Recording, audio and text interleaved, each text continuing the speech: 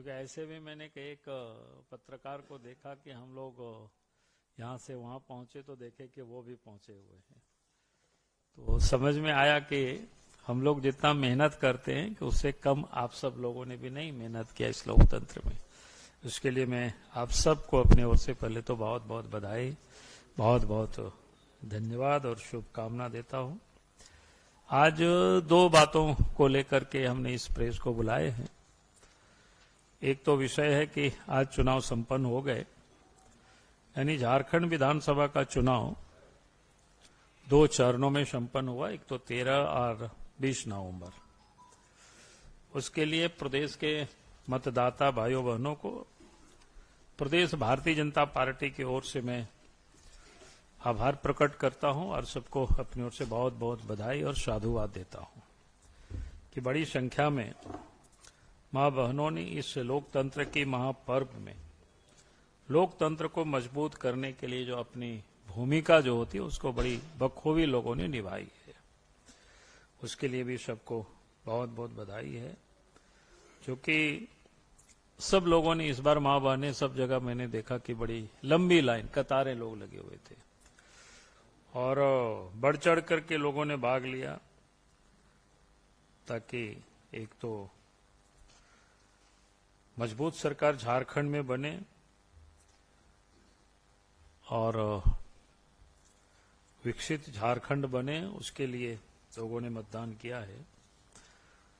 उसके साथ साथ मतदान की जो प्रक्रिया में जो शांतिपूर्ण ढंग से मतदान हो, इसके लिए जो इलेक्शन कमीशन, पुलिस प्रशासन, कर्मचारी, सभी लोगों ने उसको काफी मुस्तैद होकर के संपन्न कराया है।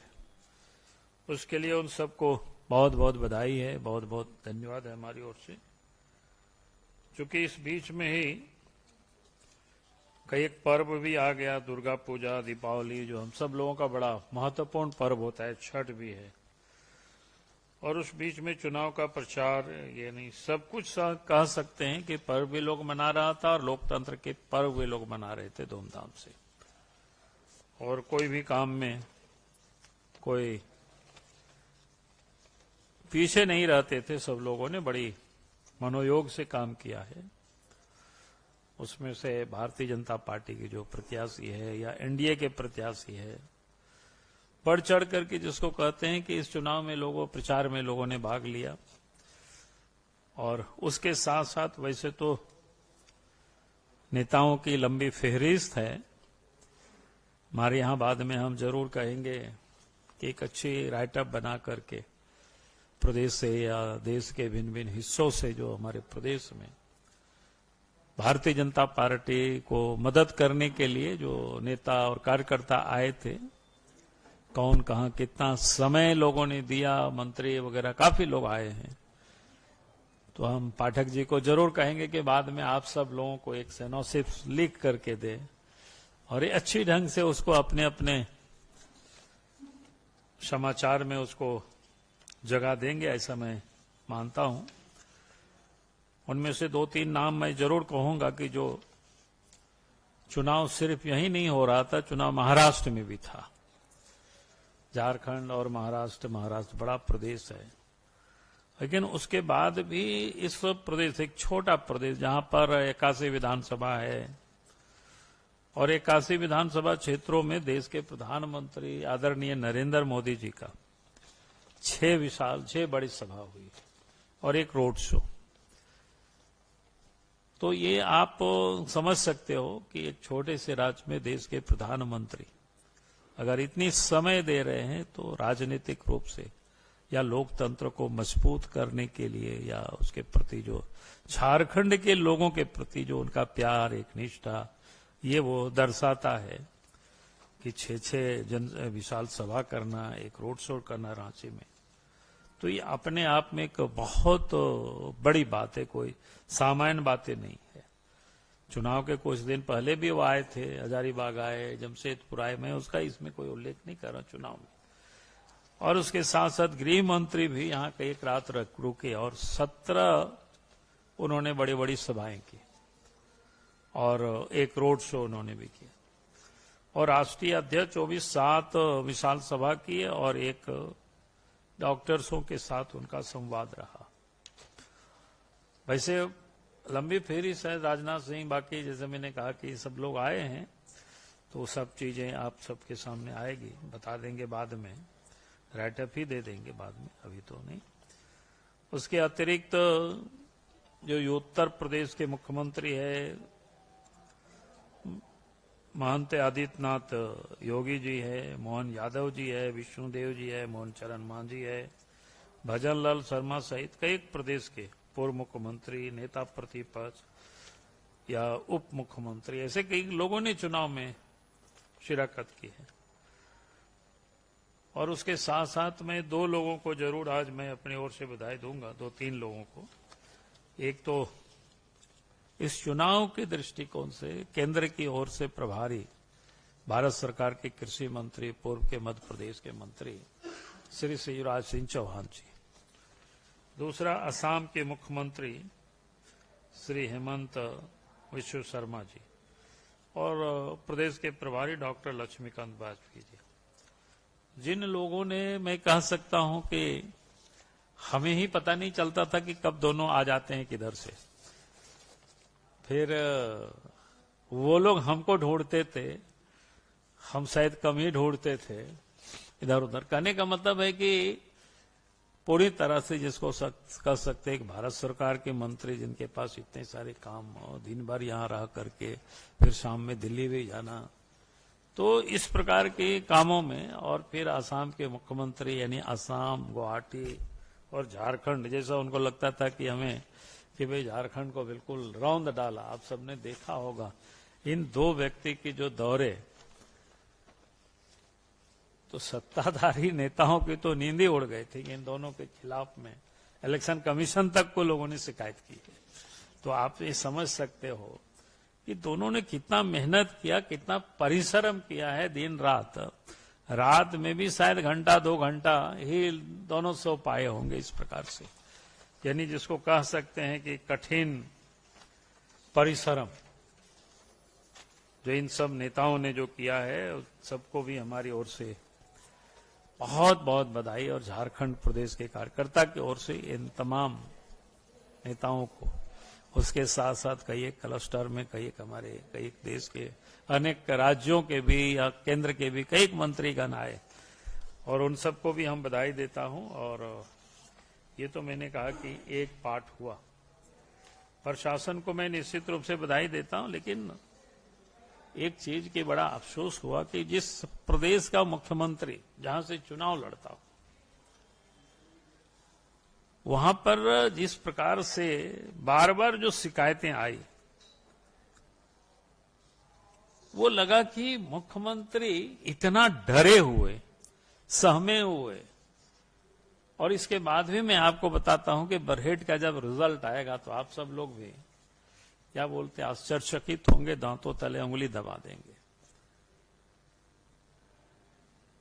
और उस व्यक्ति के प्रति कितनी वहां की लोकप्रियता कम हुई है, इससे आप अंदाजा लगा सकते हैं।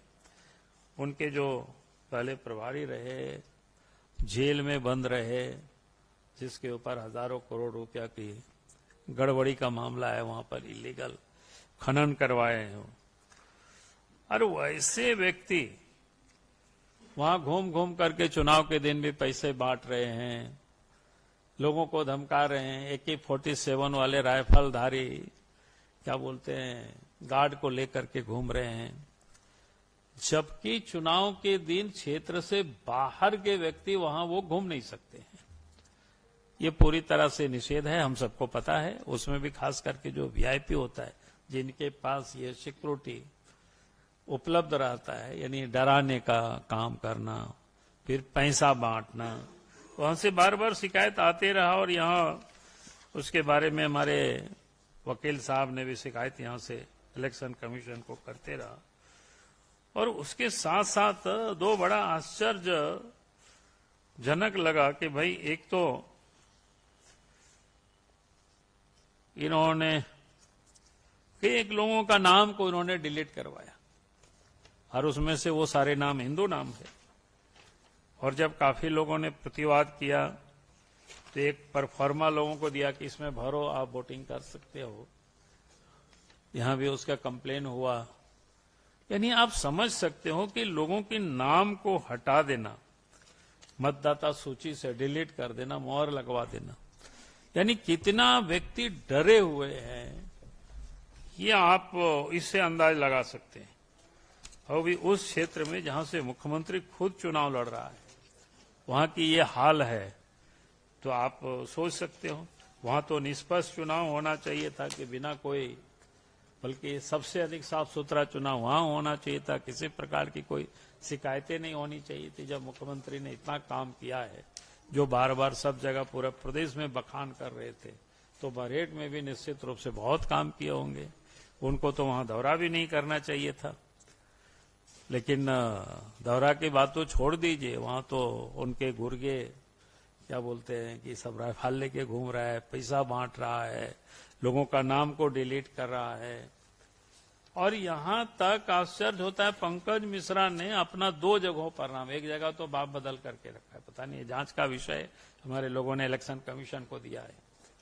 भाई साहेबगंज लोक विधानसभा क्षेत्र में भी, राजमहल विधानसभा क्षेत्र में भी उनका नाम है, और बरहेट विधानसभा क्षेत्र में भी उनका नाम है। बाकी सब नाम एक ही है, खाली मैंने पिताजी बदले हुए हैं। अब ये जांच का विषय है, हमारे लोगों ने इसके लिए भी क्या कहते हैं, इलेक्शन कमीशन को लिख करके लोग दिया हुआ है। तो कितना भ्रष्ट आचरण कर सकते हैं इस चुनाव में हेमंत सोरेन जी अपने क्षेत्र में, इससे बड़ा और दूसरा क्या नमूना हो सकता है। और कितना डरे हुए थे ये व्यक्ति।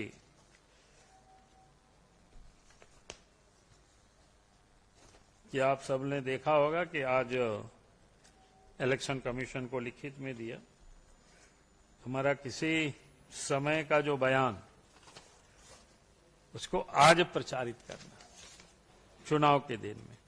निश्चित रूप से राजनीति में हम चुनाव, हमने अगर कभी कुछ बोला है तो उसके कोई अंतर नहीं पड़ता है, कभी भी उसको कर सकते हैं, करते भी रहे हैं वो व्यक्ति, नहीं करते रहे ऐसा नहीं है। लेकिन चुनाव के दिन, और उस समय उन्होंने जिस प्रकार से लोगों से उन्होंने अपील किया, और कहता है कि आज बाबूलाल जी को सुना जाना चाहिए, मतलब आज सुना जाना चाहिए। क्यों आज सुना जाना चाहिए? आप सुनाते पहले, क्या दिक्कत था? यानी वोटर्स को किस प्रकार से प्रभावित करने की हर संभव उस व्यक्ति ने प्रयास किया।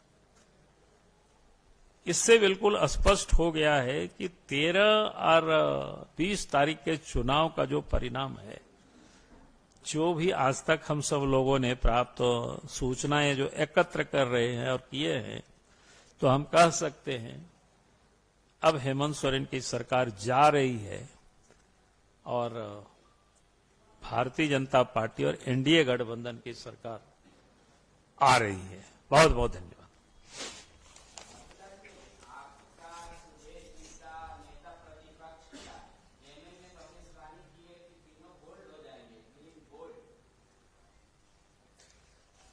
मैंने तो कहा आप सबको, अब आश्चर्यजनक रिजल्ट बरहेट का ना आ जाए